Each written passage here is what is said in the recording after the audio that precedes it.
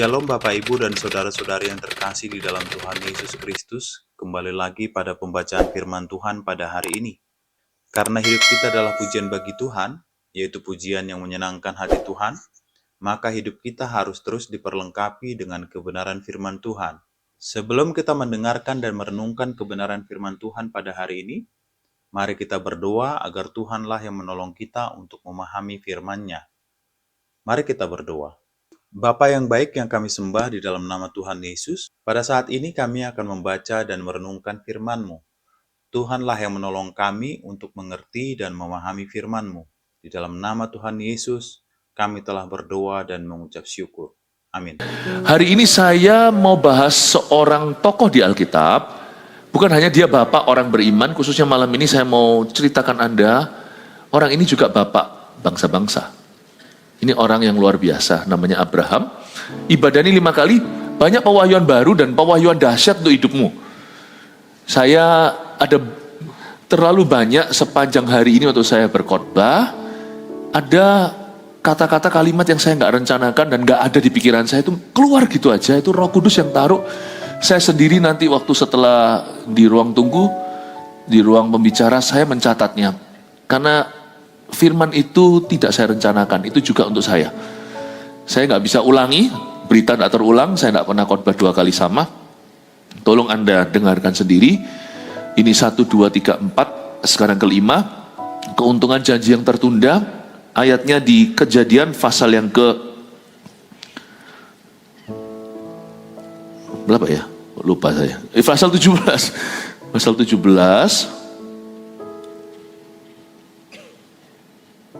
Oke, pasal 17 ayat 1 sampai 14. Saya baca semua ayatnya. Semoga bisa tercover semua setiap ayat nanti. Ketika Abram berumur 99 tahun, maka Tuhan menampakkan diri kepada Abram dan berfirman kepadanya, "Akulah Allah yang Maha Kuasa, hiduplah di hadapanku dengan tidak bercela. Aku akan mengadakan perjanjian antara aku dan engkau, dan aku akan membuat engkau sangat banyak." Lalu sujudlah Abram, dan Allah berfirman kepadanya, "Dari pihakku, inilah perjanjianku dengan engkau, engkau akan menjadi bapa sejumlah besar bangsa. Karena itu, namamu bukan lagi Abram, melainkan Abraham, karena engkau telah kutetapkan menjadi bapa sejumlah besar bangsa. Aku akan membuat engkau beranak cucu sangat banyak, engkau akan kubuat menjadi bangsa-bangsa, dan daripadamu akan berasal raja-raja. Aku akan mengadakan perjanjian antara aku dan engkau, serta keturunan turun-temurun menjadi perjanjian yang kekal, supaya aku menjadi Allahmu, dan juga Allah keturunanmu. Kepadamu dan kepada keturunanmu akan kuberikan negeri ini yang kau diami sebagai orang asing, yakni seluruh tanah Kanaan akan kuberikan menjadi milikmu untuk selama-lamanya, dan aku akan menjadi Allah mereka." Lagi firman Allah kepada Abraham, "Dari pihakmu, engkau harus memegang perjanjianku, engkau dan keturunanmu turun-temurun. Inilah perjanjianku yang harus kamu pegang. Perjanjian antara aku dan kamu serta keturunanmu, yaitu setiap laki-laki di antara kamu harus disunat. Haruslah dikerat kulit katanmu, dan itulah yang akan menjadi tanda perjanjian antara aku dan kamu. Anak yang berumur 8 hari haruslah disunat, yakni setiap anak laki-laki di antara kamu, turun-temurun, baik yang lahir di rumahmu, maupun yang dibeli dengan uang dari salah seorang asing, tapi tidak termasuk keturunanmu. Orang yang lahir di rumahmu, dan orang yang kau beli dengan uang harus disunat, maka dalam dagingmulah perjanjianku itu menjadi perjanjian yang kekal, dan orang yang tidak disunat, yakni laki-laki yang tidak dikerat kulit katanya, maka orang itu harus dilenyapkan dari antara orang-orang sebangsanya. Ia telah mengingkari perjanjianku." Keuntungan janji yang tertunda, itu judul khotbah saya. Kita lihat dulu ayat 1. Ketika Abram berumur 99 tahun. Umurnya 99, gak main-main ya. Jarang ada orang yang bisa sampai umur itu. Dan dia baru aja akan punya anak. Kalau orang itu beriman, usia kadaluarsa orang lain itu adalah usia dia baru mulai luar biasa. Jadi, tanya sama Tuhan bagaimana Allah bisa memakaimu hari ini. Janganlah kita compare diri sendiri dengan orang lain. Nanti kita sombong, kita minder. Tapi mau bercermin itu sama firman, karena Tuhan pasti punya rencana yang tidak kau duga. Di usia semua orang mati kutu, Abraham baru mulai melihat penggenapan janji. Bukan berarti janji itu lama sekali, tetapi Tuhan itu tidak melihat umur kita. Allah bisa memakai kita secara dahsyat hari ini. Ketika Abram berumur 99 tahun, maka Tuhan menampakkan diri kepada Abram dan berfirman kepadanya. Kira-kira ginilah kaleidoskopnya Abram, saya kasih dulu ya. Umur 75 dia keluar dari Haran. Dia masih punya papa. Waktu di Haran itu, dia dan rumah tangga ayahnya, mereka itu pindah dari Mesopotamia. Dan sampai di Haran, umur 75, papanya sudah mati. Abram akhirnya pindah dari Haran, masuk ke Kanaan. Umur 75, dia meninggalkan Haran dan sungguh-sungguh mematuhi perintah Tuhan. Masuk ke tanah perjanjian. Gak tanggung, di ibadah sebelumnya saya jelaskan. Dia masuk kota pertama yang dia injak itu adalah Sikem, langsung epicenter, langsung tengah. Dia gak berhenti setengah. Tuhan suruh dia masuk ke Kanaan, dia langsung ke pusarnya. Kalau kita taat itu kan biasanya prokrastinate dulu, atau kita itu muter-muter dulu kayak anak muda, anak kecil kalau mau belajar, suruh belajar itu sulitnya. Mau belajar masih terus otak-atik kulkas. Mau belajar masih pergi ke sana dulu, HP-an, katanya masih ada keperluan padahal WA-an sama teman. Abram itu kalau taat sama Tuhan itu langsung ke duduk perkara. Abram tidak pakai transit dulu, padahal ini belum perjanjian baru. Tuhan pernah ngomong, kalau aku utus kamu jangan berhenti di tengah-tengah. Langsung 7 kota, langsung pergi ke situ, ke tempat tujuanmu, langsung ke destinasi. Jangan pakai transit segala. Lalu setelah sampai di sana, menetaplah. Jangan buang-buang waktu. Packing dulu, unpack lagi, pindah-pindah tempat tinggalnya. Siapa membuka pintu rumahnya, kamu tinggal di situ, ucapkan shalom, peace, damai sejahtera. Kita itu mengikut Tuhan yang tidak bertele-tele, karena itu kita juga nggak boleh bertele-tele. Baik itu misi maupun kerja maupun sekolah, jangan coba-coba. Meskipun kita nggak tahu pasti, tentukan jurusanmu jikalau Anda akan jadi mahasiswa. Pacaran juga nggak perlu gonta-ganti. Kalau bisa pacaran hanya sekali. Kalau bisa, saya realistis saja. Mungkin ada beberapa orang harus beberapa kali baru ketemu kecocokan. Tapi jangan pernah sebelum Anda pacaran, Anda memang merencanakan untuk ganti pacar nanti. Apapun yang kau lakukan itu destinasi. Karena hidup kita itu terlalu pendek. Semua yang kita lakukan itu merem 10 tahun. Jadi kita nggak boleh sia-siakan kesempatan. Coba katakan kanan kirinya, apapun itu destinasi, langsung destinasi, katakan gitu, langsung tujuan. Amin. Nggak perlu terlalu banyak basa-basi. Kalau kita terlalu banyak basa-basi, nanti kita basah dan kita basi. 75 tahun dia meninggalkan Haran. Umur 86 lahir kesalahan. Ya. Dia memiliki seorang anak, bukan di dalam rencana Allah. Dia memiliki seorang putra, tapi dia bukanlah anak perjanjian. Umur 86, dia punya Ismail. Dan baru 13 tahun sesudah itu, Tuhan bicara lagi sama dia dan berfirman. Umur 86, dia dapat Ismail. Umur 99, datanglah firman Tuhan. Tuhan itu tidak murahan kalau memberi firman. Firman besar di hidup kita itu bisa jadi sekali diberi itu untuk 10 tahunan. Tapi ada firman-firman kecil yang jadi pelita bagi kaki, terang bagi jalan. Itu tuntunan. Tapi ada firman-firman besar. Di hidup saya juga ada firman-firman besar. Sekali dikasih itu untuk tahunan, untuk 5 tahun, untuk 10 tahun, untuk 15 tahun. Tuhan itu nggak seperti manusia yang cerewet, yang kalau ngomong itu diulang-ulang. Seperti seorang yang tidak percaya, kalau sudah pasrahkan sesuatu itu diomongin lagi. Sampai anak kita aja nggak tahan. Mama sudah ngomong 2 kali.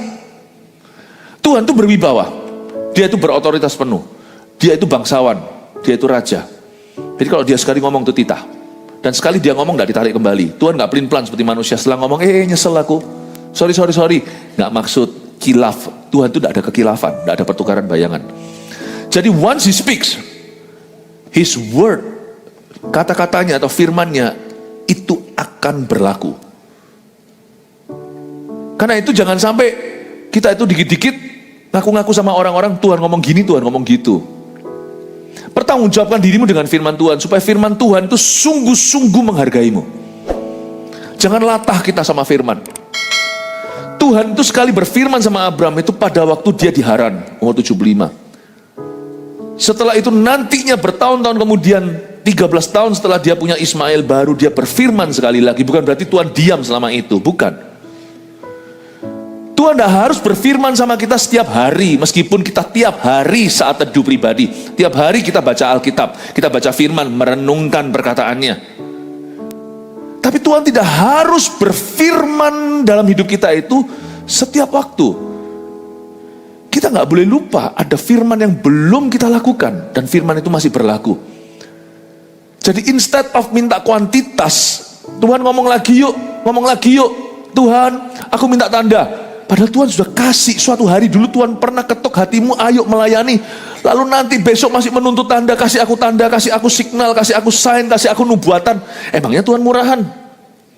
If God speaks once, aku akan melakukan. Orang Kristen lebih suka cari tanda. Seolah-olah Tuhan itu di bawah kuasa kita. Ayo, magic show, kasih tanda ini, kasih tanda itu. Saya belajar menghargai every word that has ever come out of his mouth to my life. Saya belajar menghargai setiap kata yang pernah muncul dari mulut Allah untuk hidup saya. Saya hari ini masih mencatat tuh. Tahun 95 dia pernah ngomong apa sama saya waktu saya sedang merenungkan firman Allah. Ada yang sudah digenapi, ada yang belum. Saya catat. Tahun 96 saya tahu apa yang terjadi, apa yang Tuhan katakan. 97 Tuhan ngomong apa. 98 saya masih ingat. 99 saya masih ingat. Jangan kita biasa menagih-nagih firman sama Tuhan. Abram itu tidak kalah pangkat sama kita. Umur 75, dia dapat, waktu itu kita baca ayatnya, ya kita baca ayatnya, Tuhan berfirman sama dia. Nanti umur 99 tahun Tuhan berfirman lagi kepadanya. Apa yang Tuhan firmankan? Akulah Allah yang maha kuasa. Hiduplah di hadapanku dengan tidak bercelah. Singkat, padat, bersertifikat. Kalau Tuhan ngomong itu tidak bertele-tele. Akulah Allah yang maha kuasa. Disinilah keluar kata El Shaddai. Dia berkata, dia memperkenalkan dirinya sebagai El Shaddai. Akulah Allah yang menyediakan apapun yang kamu butuhkan untuk menggenapi janjiku atasmu. Setiap janji yang Tuhan pernah ucapkan dalam hidup kita, selama apapun itu belum digenapi, Allah tidak pernah berubah. Dia tetap El Shaddai. To every promise, setiap janji yang pernah terucap di mulut Tuhan, saya rasa saya perlu ganti ini.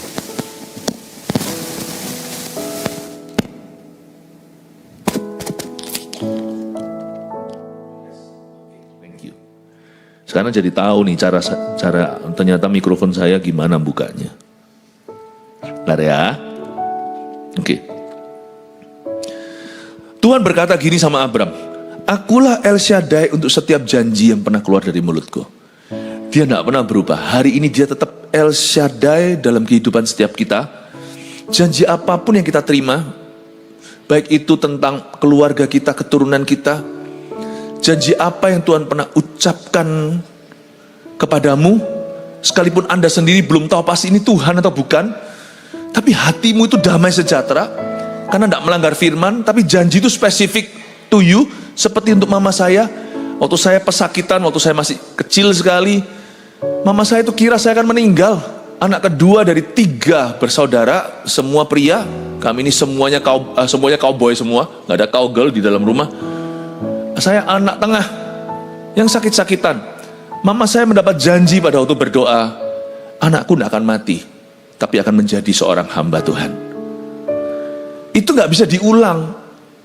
Nggak bisa diterapkan untuk anak orang. Setiap orang kan menerima rema sendiri, setiap orang kan menerima janji secara khusus dari Yesus.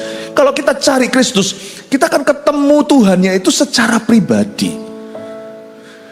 When God spoke to you, kalau Anda akan punya keturunan misalnya, atau mungkin suatu hari Anda akan diberi keturunan yang tidak Anda lahirkan, itu mungkin nanti datangnya itu bertahun-tahun, dan waktu datang Allah akan menunjukkan dirinya El Shaddai. Anda kalau sungguh-sungguh jujur mereview hidupmu, Tuhan sudah kasih hint, sudah kasih tanda-tanda. Udah kasih tanda-tanda sebelumnya. El Shaddai itu adalah jaminan mutu. Tuhan berkata kalau lama kau harus menunggu. El Shaddai itu artinya stempelnya Allah. Kalau Tuhan memanggil dirinya El Shaddai, berarti dia menggaransi janji yang pernah diucapkan di hidupmu itu pasti cepat lambat akan terjadi. Sungguh akan terjadi, dan bukan karena kau sempurna itu akan kejadian. Abram ini banyak cacat celahnya, termasuk soal Hagar. Tapi Tuhan berkata itu akan terjadinya bukan karena Abram bagus, tapi karena El Shaddai setia. Kata El Shaddai itu artinya Almighty God who is faithful, He is our provider. El Shaddai itu juga mirip sekali dengan kata Yehovah Jireh atau Jehovah Jireh. Mirip banget. Waktu Allah berkata El Shaddai itu berarti I'm mighty enough, aku cukup berkuasa untuk mewujudkan apa yang kujanjikan. Lu gak usah khawatir, bukan karena kamu sempurna, dan bukan karena orang membantumu, bukan karena kesempatan terbuka, bukan karena keadaan mendukungmu, bukan karena sikonnya memungkinkan. Kalau aku berjanji I am El Shaddai to you, kasih stempel, kasih signet ring, kasih cincin meterainya, kalau gak terjadi aku bukan Tuhan. Itu artinya El Shaddai. Merinding saya. Kok yakin ya Tuhan ya? Sedangkan sisi satunya sini, sisi sini notarisan dengan Tuhan itu kita ini loh gak bisa. Kita ini unreliable, kita ini gak bisa diandalkan. Manusia itu sungguh-sungguh seperti hawa di Melbourne. Hari ini bisa angin, sebentar bisa panas, sebentar bisa dingin. Manusia itu angin-anginan. Kita semua itu loh, yang paling stabil imannya. Kita ini juga mut-mutan. Kok yakin? Kalau saya jadi Tuhan, saya gak mau yakin. Saya gak akan menyebut diri saya El Shaddai, saya akan menyebut diri saya El Mungkin. Tergantung lu. Atau manusia lebih tepatnya suka ngomong wait and see. Tapi Tuhan kok saya yakin itu ya kalau mengucapkan janji di hidup kita. I am El Shaddai, kalau gak terjadi gua bukan Tuhan. Merinding saya. Lalu dia tambahkan, kata El Shaddai itu artinya aku berarti aku juga Jehovah Jireh. Aku Allah akan menyediakan. Untuk membuat janji itu tergenapi, I will provide for you. Aku akan memastikan janjiku tersedia, bukan dari gagah perkasamu. Roh Kudus akan bekerja. Tapi bukan berarti tanpa proses. Ada proses menunggu yang cukup lama untuk Abraham ini. Lebih tepatnya ketika dia meninggalkan Haran, 25 tahun kemudian dia baru punya anak. Kenapa Tuhan lelet ya? Kenapa Tuhan lelet dalam menggenapi janji? Kenapa Tuhan lambat? Bukan, timing Tuhan itu beda. Bagi Tuhan, 25 tahun kemudian untuk dia genapi, itu mungkin itu Tuhan pas mengucapkan firman itu sampai digenapi dalam hidup Abraham. Di sisi Abraham nunggu 25 tahun, di sisi Tuhan itu nunggu 40 menit doang. Habis ngomong setengah jam kemudian Tuhan kasih. Tapi orang sebelah sana, di sebelah yang namanya dunia yang tidak kekal ini, waktu itu terasa sekali jam per jam, kita bisa rasakan lambatnya waktu menanti. Di sisi Tuhan baru ngomong setengah jam dikasih, di sisi kita 25 tahun menunggu. Kalau kita ikut Tuhan itu harus siap maraton sih. Karena Tuhan itu tidak hidup di dalam kurun waktu kita. Semakin saya lama ikut Tuhan, buah pertama semakin ada di hidup saya.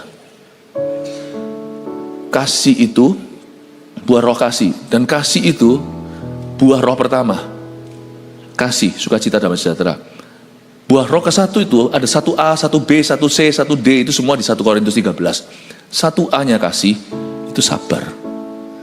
Saya itu melihat, semakin saya ikut Tuhan, hati saya itu semakin dipenuhi kekekalan. Semakin saya merasa, hidup ini sebentar. Banget sementara. Sungguhan, kalau kita itu dekat sama Tuhan tuh, kita jadi lihat dari sudut pandangnya. Kita semakin dekat sama orang dunia, semakin duniawi. Kita semakin dekat sama Tuhan, semakin terpengaruh dengan sudut pandangnya. Saya jadi melihat hidup sendiri itu jadi cepat ya. Jadi kalau ikut sama Tuhan itu, menanti janji itu, jangan kesusu, jangan terburu-buru. 10 tahun itu biasa. 20 tahun itu biasa. Dan saya sekarang tahu ada janji-janji Tuhan dalam hidup saya akan digenapi 20 tahun nanti ke depan. Dan saya tahu. Saya tidak tahu kita akan hidup sampai berapa lama, tapi saya tahu ada janji-janji itu yang masih perlu jangkar jauh. Penggenapannya itu masih to be Sin later akan terjadi nanti.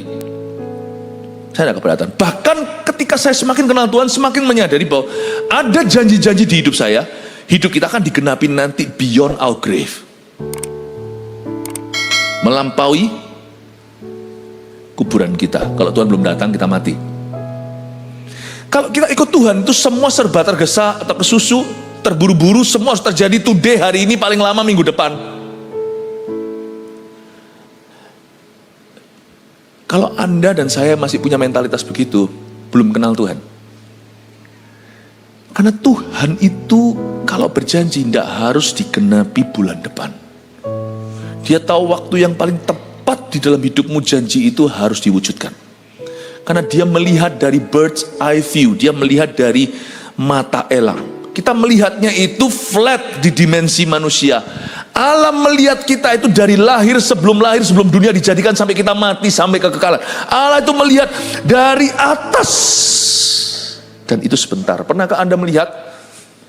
Kalau kita lagi terbang tinggi sekali, lalu lihat pulaunya, ya Pulau Bali cuma segitu. Karena kita dari atas melihatnya, itu pendek sekali kayak peta. Sekali Anda di bawah jalan, itu berjam-jam lamanya. God sees through a different angle. Karena itu kita tidak boleh mudah kecewa. Orang Kristen yang masih bisa kecewa sama Tuhan adalah orang Kristen yang tidak kenal kairos Allah. Dan tidak kenal hikmat-hikmatnya. Dan saya akan tunjukkan pada Anda kenapa janji itu digenapi nanti. Kita lihat sekarang ya, ayat 2. Aku akan mengadakan perjanjian antara aku dan engkau, dan aku akan membuat engkau sangat banyak. Ini masih dalam future tense, bahasa Inggrisnya masih di dalam kalimat masa depan. Aku akan. Bahasa Inggrisnya saya kasih sedikit studi di sini. Aku akan dan aku akan di sini itu bukan I will tapi I shall. Agak sedikit perbedaan, sedikit belajar bahasa bagi yang kurang memahami. I will itu menunjuk pada waktu. Misalnya, aku mau kamu sudah makan? Oh no, I will have dinner. Itu selalu menunjukkan sesuatu yang dekat dan menunjuk pada suatu waktu tertentu. Aku akan makan malam. Tapi kalau orang berkata I shall eat dinner, itu kamu tidak tentukan waktunya, aku nanti yang tentukan, tapi pasti aku akan makan. Itu bedanya I shall dan I will. Sama-sama masa depan, belum nih, tapi akan. Tapi akan itu sudah tentukan waktunya. Shall itu tergantung aku. I shall. Dan ini Tuhan ngomong dengan jelas, I shall make you many. Aku akan membuat engkau sangat banyak. Lalu ayat 3, Abram tidak bertanya. Lalu sujudlah Abram dan Allah berfirman kepadanya, dari pihakku inilah perjanjianku dengan engkau. Engkau akan menjadi bapa sejumlah besar bangsa. Lalu sujudlah Abram ini sangat menginspirasi saya. Tugas Abram hanyalah submit to God's will. Tunduk pada kehendaknya. Tugas Abram hanyalah submit to God's shells. Hanya tunduk kepada akannya Allah. Kalau Allah berkata akan, aku merem, aku tahu dia akan. Ini cara percaya pada Tuhan tuh begini. Saya ajari cara baru. Tuhan jadi Tuhan, kita jadi hamba. Waktu Abram sujud, dia sujud pada akannya Allah. Kalau Tuhan sudah berkata akan, aku percaya. Itu pasti akan terjadi. Lalu sujudlah Abram dan Allah berfirman kepadanya. Ini total submission. Dari sisinya Abram, dia tunduk kepada Allahnya. Salah satu hal yang membingungkan dalam hidup ini adalah janji yang belum kejadian. Saya pun mengalami, kadang-kadang kalau saya mikir, kok kenapa ini belum, ini kenapa belum, kenapa begini begitu, Tuhan pernah ngomong begini gitu. Wah, kalau saya pertanyaannya banyak sekali, garu-garu kepala saya. Saya bisa khotbahin orang lain, siapa yang khotbahin saya? Tapi saya belajar untuk tunduk pada timetable-nya Tuhan. Ikut Tuhan itu saya semakin ngerti, tahunan itu biasa. Bukan karena Tuhan lamban, tapi karena Tuhan lebih tahu. Hatiku tidak taruh curiga. Kalau sama Tuhan itu Saya tidak pernah marah kalau semua janji itu lambat digenapi. Kalau masih ada kata tunda, saya tidak akan marah. Karena saya percaya kepada siapa saya percaya. Saya percaya kepadanya yang saya percayai dengan segenap hati. Kalau dia sudah berkata I shall, he will. If he says he shall, he will. Kalau dia berkata aku akan, dia sungguhan akan. Saya nggak ada pikiran kedua, nggak ada plan B.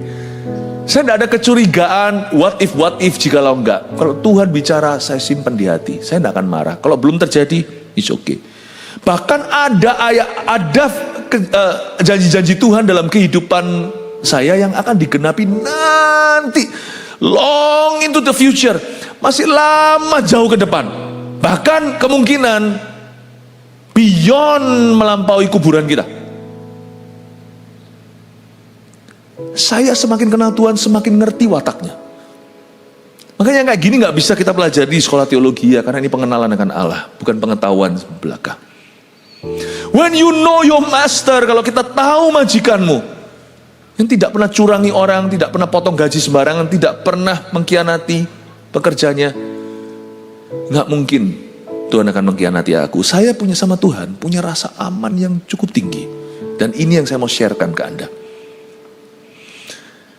Lalu kenapa loh kok ada janji yang ditunda lama? Dari pihakku inilah perjanjian dengan engkau, ayat 4, engkau akan menjadi bapak sejumlah besar bangsa. Lihat ayat 5, karena itu namamu bukan lagi Abram, melainkan Abraham, karena engkau telah kutetapkan menjadi bapak sejumlah besar bangsa. Aku akan membuat engkau beranak cucu sangat banyak, engkau akan kubuat menjadi bangsa-bangsa, dan daripadamu akan berasal raja-raja. Kita lihat ayat 5. Kita lihat cara Tuhan membaharui firman-Nya. Nama Abram itu artinya, kalau Anda mau catat silakan, artinya father of many atau bapak orang banyak. Itu pun belum digenapi loh. Harusnya menurut saya kita lower lah ekspektasi kita itu, turunkan terhadap Tuhan. Bukan. Tuhan malah datang tantang imannya untuk lebih besar. Yang satu belum digenapi, Tuhan suruh lebih. Karena Abram itu artinya bapak banyak orang. Abraham artinya bapak segala, bapak banyak bangsa. Tuhan upgrade imannya. Padahal pada waktu Tuhan bicara sama Abram baru keluar Haran puluhan tahun yang lalu, Tuhan bilang kamu itu akan jadi bapak banyak orang. Tapi ketika Tuhan puluhan tahun kemudian datang, belum genapi janji pertama, Tuhan bilang, Are you ready? Are you ready? Apa Tuhan? Kamu sekarang akan jadi bapak banyak bangsa. Kalau saya jadi Abraham, marah lah saya. Bapak banyak orang pun belum ada. Bapak banyak bangsa itu gimana? Aku loh sudah siap untuk lemparkan handuk putih sama Tuhan. Udah siap untuk lower atau turunkan ekspektasi. Tuhan datang gak rasa bersalah, gak nyapa, langsung berkata, hei, akulah El Shaddai. Gak terjadi, aku bukan Tuhan. Hah? Dia sungkan mau ngomong, lo belum jadi loh Tuhan. Yang kau janjikan dari Sarah itu belum jadi. Ismail aku kau marahi, belum jadi. Langsung lanjut, kamu tidak akan lagi dinamakan Abram, bapak banyak orang, tapi bapak banyak bangsa. Tuhan, bapak banyak orang aja gua sudah kamsia. Orang itu kan masih hitungannya satuan, bangsa itu kan langsung kolektif.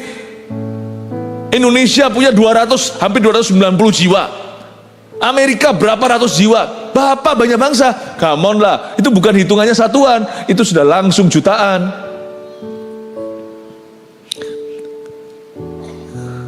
Malah di-upgrade imannya. Gini ya, salah satu alasan keuntungan kenapa, saya tidak ada poin-poin untuk Anda harus catat karena saya nge-flow aja. Salah satu alasan kenapa Tuhan tunda janji, saya tidak tahu persis. Dalam kedaulatan saya tidak punya jawaban. Tapi dalam pengalaman, dan juga pengalaman di dalam firman yang kita bisa gali, saya menemukan sebuah rahasia kenapa kadang-kadang janji ditunda. Janji ditunda itu supaya Tuhan bukan hanya memberi orang itu janji digenapi, tapi Tuhan membentuk imannya lebih kuat. Tuhan memberi ruang untuk iman orang itu bertumbuh dulu. Tuhan memperbesar kapasitas kita untuk percaya. Seperti kalau misalnya orang main game ya, lalu kita tunggu sampai jusnya itu loh, sampai energinya penuh. Lalu kalau misalnya itu gamenya adalah tinju,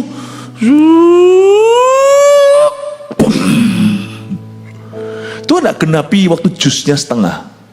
Waktu energinya itu baru separuh. Itu loh merahnya.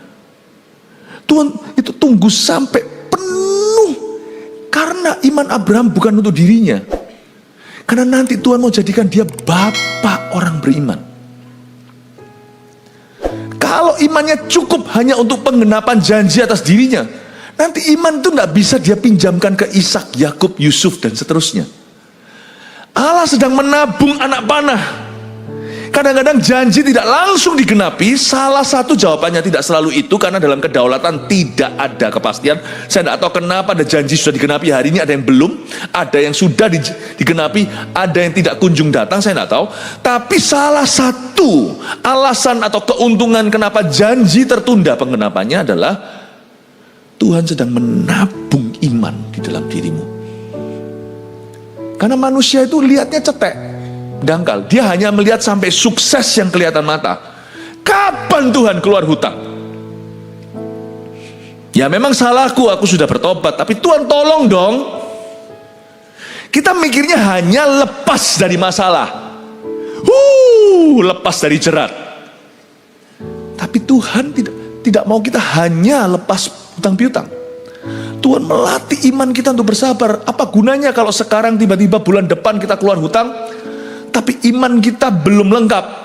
Nanti datang masalah baru, kita jatuh di masalah lain.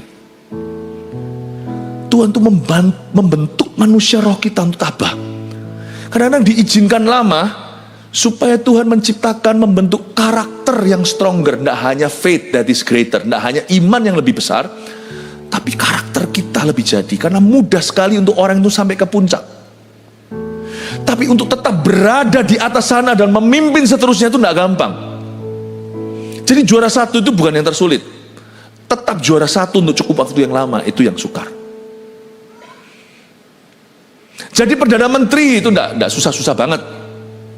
Kalau angin bertiup ke arah dia terpilih. Tapi terus di atas sana tanpa skandal dan bisa membebaskan negaranya dari berbagai masalah. It takes character, not charisma. Bukan hanya karisma, dibutuhkan karakter. Sekarang saya ngerti kalau saya menoleh ke belakang. Tuhan pernah berjanji gini-gitu, ada beberapa janji dalam hidup saya. Itu baru kenyataan 20 tahun pemakaian Allah.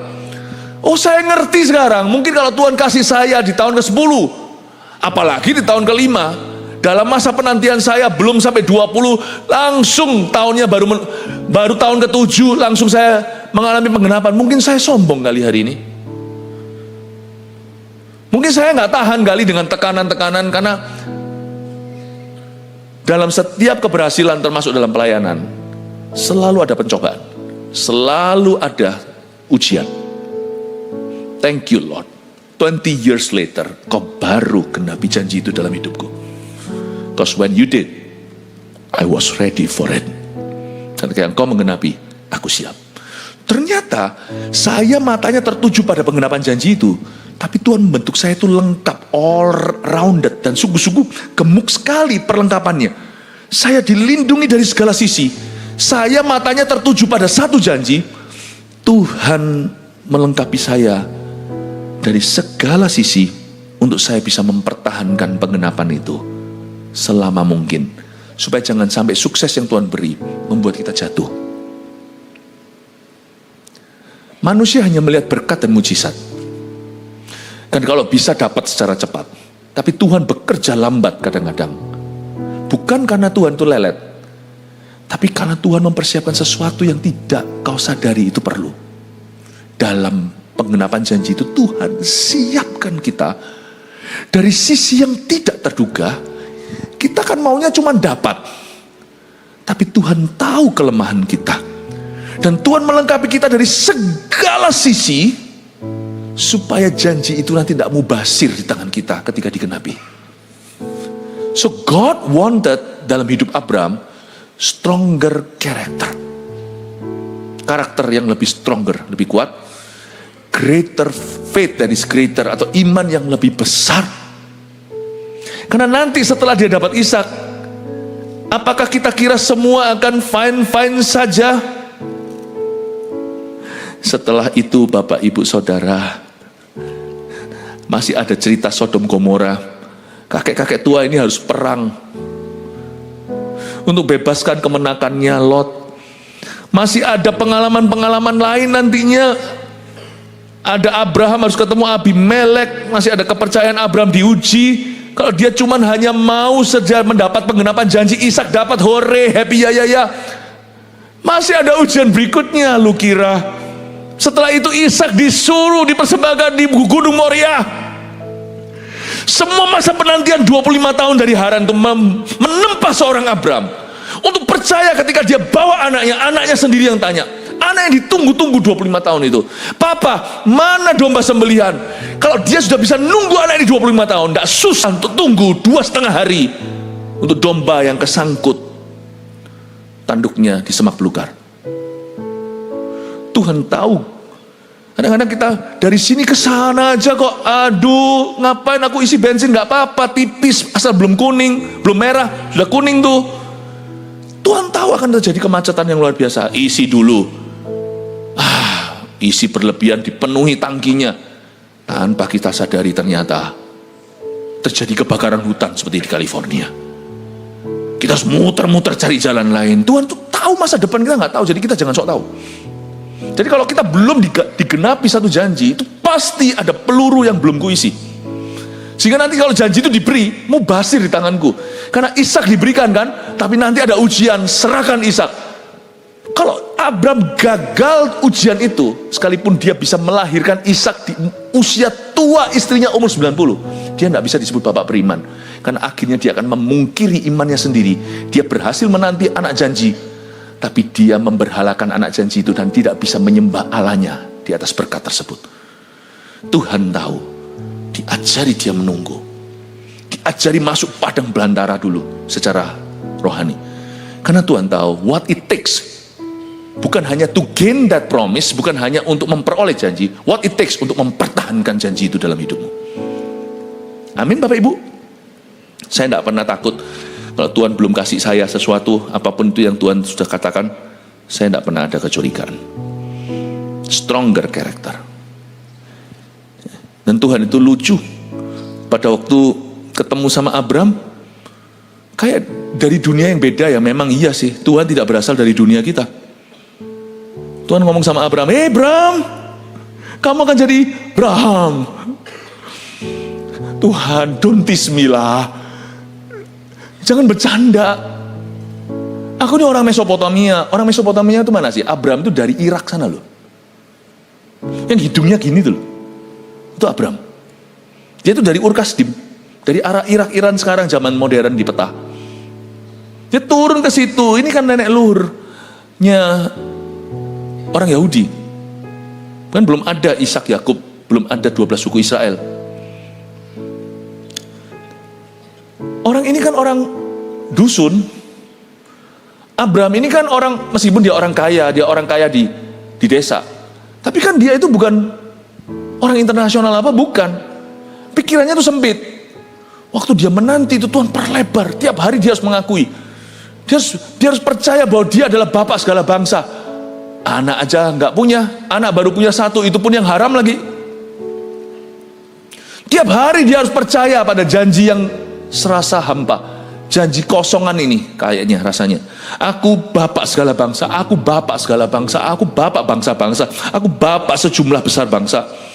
Tiap hari dia harus ngomong itu. Aku kira aku harusnya sekarang pada saat ini sudah menyerah, tambah ditambah. Coba lihat ayat 6, aku akan membuat engkau beranak cucu sangat banyak. Itu sudah pernah Tuhan ucapkan di Haran sebelumnya. Aku akan membuat engkau sangat banyak. Ditambah sama Tuhan klausalnya, engkau akan kubuat menjadi bangsa-bangsa. Ini tidak ada 25 tahun lalu Tuhan berfirman begini. Ini baru. Anak cucu sangat banyak, iya. Dan ini pun hampir dia lempar handuk putih, dia sudah nggak mau percaya. Engkau akan kubuat menjadi bangsa-bangsa dan daripadamu akan berasal raja-raja. Ini brand new. Aku udah siap kok sama Tuhan tuh notarisan cancelan. Tambah tebel 10 halaman. Tuhan ini punya selera humor atau apa? Waktu aku sama nyerah rasanya nggak apa-apa loh Tuhan. Nggak kasih ya nggak apa-apa Tuhan. Tiba-tiba, oh ya.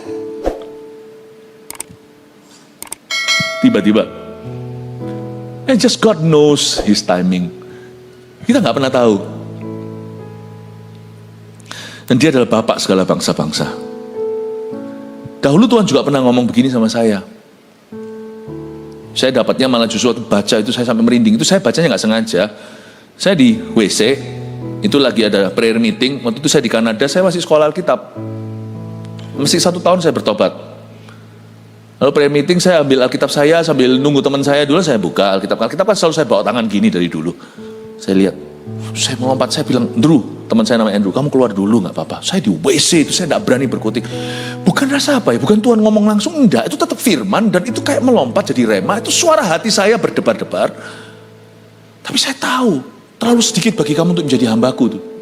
Yesaya 49. Aku menjadikan kamu terang bagi bangsa-bangsa. Saya bilang, hah? Aku doa makan aja gak ada yang percaya.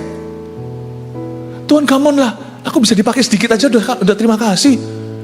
Saya gak bisa berhenti tuh di WC itu. Di Willingdon Church namanya Burnaby, Vancouver, Canada. Saya baca, lalu habis itu saya buka di Yesaya 55. Ya, keselamatan bagi bangsa-bangsa. Saya bilang, wow Tuhan, masa Tuhan? 2006 baru dikenapi. Itu 92 ke 2006, 14 tahun kemudian baru pengenapan. Ada sih, sebelum pulang itu ada ciprat-ciprat. Nggak sengaja saya ketemu dengan teman sekolah orang Laos, orang Vietnam Laos itu loh. Gerejanya singkat cerita lah, nggak ada waktu untuk kesaksian terlalu panjang. Saya minggu terakhir di Kanada sebelum saya pisah pulang ke Indonesia selama-lamanya tahun 98, saya tiba-tiba benar-benar Tuhan tuntun gitu sampai saya bisa sharing di tengah-tengah orang Laos. Ini bukan bumbu ya ibu-ibu. Dan mereka dilawat Roh Kudus. Tidak terjadi pencurahan. Saya pulang, saya dapat email. Zaman itu belum WA-an. Ya, masih internet email. Itu loh internet zaman dulu yang masih yang masih pakai modem itu. Itu mereka minggu depannya ketika saya pergi sudah pulang. Minggu depannya satu gereja 100 orang Laos semua itu bahasa roh pertama kali. Waktu dalam ibadah dilawat Tuhan, tapi tanpa saya. Ada ciprat berkat, tapi setelah itu nggak ada. Ya sudah biasa hidup saya keungaran, pelayanan. 14 tahun kemudian, saya bilang Tuhan kenapa lama engkau bicara itu sampai setrap aku di WC loh hari itu. Kenapa kalau nggak urgent itu sampai setrap saya di kamar mandi, di toilet lagi. Saya sampai nggak berani beranjak karena Tuhan bicara nih. Saya rasa Tuhan bicara nih. Ini bukan perasaan saya, ini firman itu sungguh-sungguh melompat di ruang hati saya. Sampai saya nggak berani saya baca di situ. Kenapa 14 tahun kemudian? Dulu saya tanya karena saya masih lugu, sekarang saya tahu. God doesn't have to answer why. Tapi sekarang saya ngerti Tuhan itu adalah Allah wisdom. Dia tahu yang terbaik. Bapak Ibu Saudara, kalau Tuhan bicara sama Anda, serahkan pengenapan itu waktunya. Tugas Anda hanyalah seperti Abram, sujudlah Abram. Dan Abram submit. Itu aja. Ayat 7, aku akan mengadakan perjanjian antara aku dan kau serta keturunanmu, turun-temurun menjadi perjanjian yang kekal, supaya aku menjadi Allahmu dan Allah keturunanmu. Sekarang saya ngerti, kenapa Tuhan tunda janji. Tuhan tidak hanya mau jadi Allahnya Abram, Tuhan mau jadi Allah keturunannya. Tidak cukup bagimu hanya menjadi hambaku. Tidak cukup kamu hanya punya iman untuk dirimu. Kadang-kadang kita menunggu itu untuk orang lain tanpa kita sadari. Nanti karena kita tabah, kita akan jadi berkat yang lebih besar buat sesama kita. Bahkan setelah janji itu diberi, kita tidak akan lupa. God never wants you to pursue a blessing. It's too cheap, terlalu murah. Bahkan blessing itu sekalipun sembuh dari kanker, blessing itu sekalipun keluar dari hutang, blessing itu sekalipun namanya dapat anak nih, orang yang sudah menunggu anak lama. By the way, saya tidak berkata anakmu chip. Saya tidak berkata bahwa keluar dari hutang itu sesuatu yang ringan. Atau mujizat kesembuhanmu dari kanker itu tidak jadi mati itu sesuatu yang biasa. Tapi dipandang dari seluruh rencana Allah yang akan datang dalam hidupmu, too cheap. Itu terlalu murah untuk cuma satu itu. Masih ada banyak hal yang Allah sediakan dalam hidupmu. Kadang-kadang Tuhan izinkan itu dirompel semuanya waktu Anda menunggu satu janji itu. Padahal yang Tuhan target adalah 1000 janji kemudian. Saya ingin Anda untuk mengerti ini, supaya Anda belajar melatih urat sabar. Saya ikut Tuhan itu makin hari makin merasa, nggak masalah itu saya tunggu 20 tahun. Bahkan nggak masalah kalau ada janji yang digenapi setelah saya nggak ada. Saya sungguhan fine thank you, sungguhan sama Tuhan itu sekarang itu saya nggak pernah terburu-buru. Aneh, dulu waktu lebih muda itu rasanya semua harus tergesa. Sekarang itu saya lebih nyantai itu sama Tuhan. Berapi-api tetap ada sense of emergency, tetap ada urgency untuk kita harus memberitakan Injil, mujizat, kesembuhan yang terjadi, miracle. I believe that, saya percaya. Saya sama Tuhan itu nyantai. Saya tahu bahwa aku ada di tangannya. I surrender all itu sungguhan. Aku percaya. Nyantai bukan malas ya. Ada berapa orang nyantai lah, share whatever will be. Ngawur. Setan akan ngambil keuntungan. Jangan kejar Tuhan dengan segenap hati. Tapi jangan kecewa ketika belum diberi. Kepadamu dan kepada keturunanmu akan kuberikan negeri ini yang kau diami sebagai orang asing, yakni seluruh tanah Kanaan akan kuberikan menjadi milikmu untuk selama-lamanya, dan aku akan menjadi Allah mereka. Lagi firman Allah kepada Abraham, dari pihakmu engkau harus memegang perjanjianku, engkau dan keturunanmu turun-temurun. Inilah perjanjianku yang harus kamu pegang, perjanjian antara aku dan kamu serta keturunanmu, yaitu setiap laki-laki di antara kamu harus disunat. Haruslah dikerat kulit katanmu, dan itulah akan menjadi tanda perjanjian antara aku dan kamu. Oh ya. Ternyata Tuhan juga mau sesuatu terjadi di dalam diri Abraham. Abraham itu kan banyak kedagingan, cerita Hagar segala. Itu semua korsleting rohani terjadi di sana. Tuhan itu berkata, ini perjanjianku. Janji ini akan kuberi, tapi aku mau terlebih dulu bunuh manusia dagingmu. Luar biasa. Salah satu alasan mengapa janji tertunda, atau lebih tepatnya keuntungan janji yang tertunda adalah kematian daging. Ini dahsyat, dan ini bukan sesuatu yang orang suka dengar. Tuhan berkata, aku mau semua laki-laki di kemahmu, termasuk kamu Abraham, disunat. Hukum sunat adalah hukum perjanjian lama, tidak perlu hari ini kecuali untuk alasan kesehatan. Haruslah dikerat kulit katanmu, itu akan jadi tanda perjanjian. Sebenarnya semua janji Tuhan itu selalu ada dua sisi, selalu ada benefit, selalu ada keuntungannya untuk kita.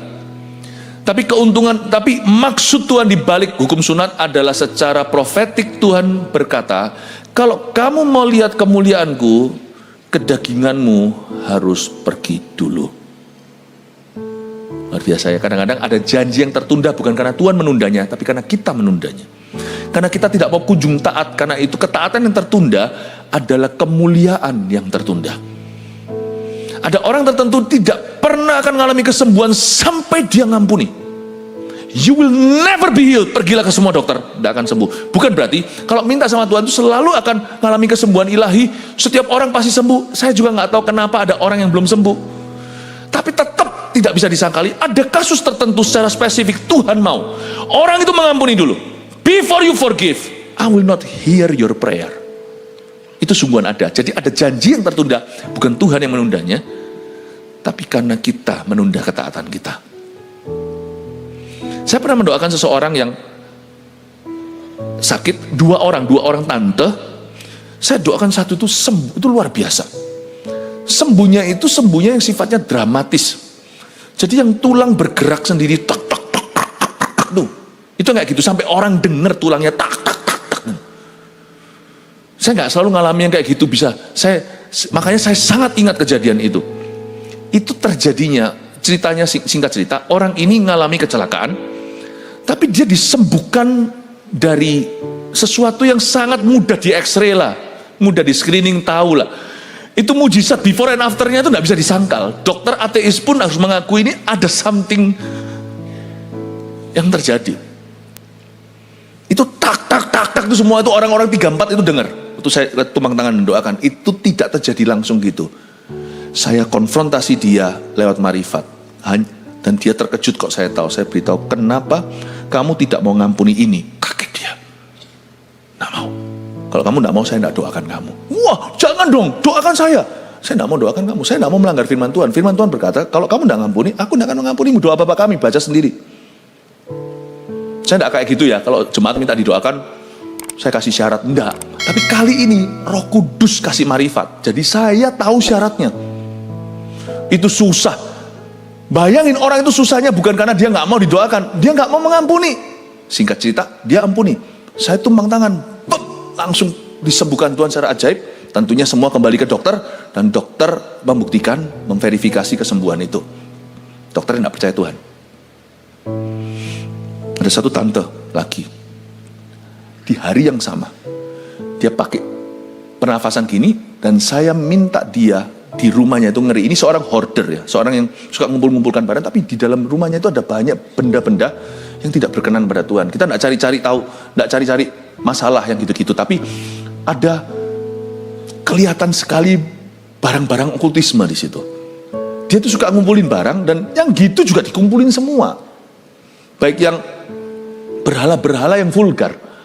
Saya ngomong sama dia, tante, maukah barang-barang ini Anda singkirkan? Anda pilih deh mau diapakan, mau kirimkan ke siapa, tapi yang pasti harus kirimkan, taruh ke orang-orang yang bisa tahu harus what to do. Orang-orang gereja yang paling mengerti. Nggak mau. Nggak mau. Kali ini saya ubah strateginya, saya tetap doakan, karena saya sudah lihat dia bulat. Roh Kudus sudah ngomong sama saya, kalau dia lepaskan ini dia sembuh. Pernafasannya, sampai pakai nafas ini. Dia sembuh. Nggak mau. Saya minta tolong, nggak mau sungguhan. Waktu saya tahu dia bulat, saya yang nawar Tuhan. Sudahlah Tuhan fur dia. Tak tumpang tangan, tak doakan. Nggak sembuh. Padahal baru berapa jam lalu saya tumpang tangan itu orang sampai tak 3-4 orang itu dengar. Lain cerita kalau tak-taknya dia kertak-kertak sendiri. Itu bukan Tuhan. Malah jangan. Itu taknya dari dalam, dari spine-nya nih semuanya. Tak. Tuhan itu chiropractor yang luar biasa. 2 jam kemudian di tangan orang yang tidak mau, tangan saya tidak mempan. Saya tahu sesuatu, kalau Anda tidak mau ngampuni, Anda tidak akan sembuh. Simpel aja. Ada orang tertentu tidak keluar dari hutang piutang karena memang hatinya salah. Tuhan mau supaya kita itu kulit katanya harus pergi dulu, baru janji itu ditegakkan. Tapi sebenarnya hukum sunat ini juga ada benefitnya, bukan hanya maksud rohani. Scientific, secara ilmiah ada alasan higienis di dalamnya. Makanya itu survei membuktikan kayak game show aja, bahwa wanita-wanita menikah di Israel, orang-orang Yahudi itu tidak banyak yang cervix cancer. Ya saya tidak tahu apakah ini ada relasinya, kemungkinan ada. Anak yang berumur 8 hari haruslah disunat ayat 12, yakni setiap laki-laki di antara kamu turun-temurun, baik yang lahir di rumahmu maupun yang dibeli dengan uang dari salah seorang asing tapi tidak termasuk keturunanmu. Anak umur 8 hari menurut tradisi Yahudi, secara ilmiah seharusnya 8 hari adalah masa-masa di mana sunat baik dilakukan untuk kaum Yahudi. Kenapa? Karena itu imun sistemnya bayi atau kekebalan tubuhnya itu lagi baik-baiknya di hari ke-8. Tuhan itu, kalau Tuhan itu perintahkan kita ya, pasti good. Tuhan yang menciptakan semuanya itu berkata it is so good. Semua yang Tuhan perintahkan hari itu pasti good. Jadi saya itu tidak pernah curiga sama Tuhan. We have a good God. God is so good. Anak berumur 8 hari, ngapain sakiti bayi? Ya kan? Ini nggak usah ditiru, ini tetap harus tanya doktermu. Tapi anak yang berumur 8 hari, kalau saya pelajari ini, ya, itu adalah hari terbaik untuk orang anak-anak Yahudi, karena itu yang paling baik untuk imun sistem mereka di hari ke-8. Tapi intinya dari semuanya ini, coba lihat ayat 13, dengan ini saya selesai. Orang yang lahir di rumahmu dan orang yang kau beli dengan uang harus disunat. Maka, perhatikan, dalam dagingmu, perhatikan itu, in your flesh, perjanjianku itu menjadi perjanjian yang kekal. Dengan kata lain, daging tidak bisa masuk janji, kecuali dikasih kekang. Dalam dagingmu, perjanjianku itu menjadi perjanjian yang kekal.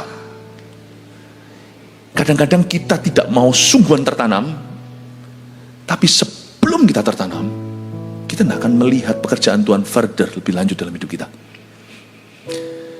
Ketika daging kita, rasa takut, kekhawatiran kita tidak diserahkan kepada Tuhan, Bapak Ibu Saudara, akan ada janji yang tidak seharusnya tertunda, akan ditunda oleh Allah.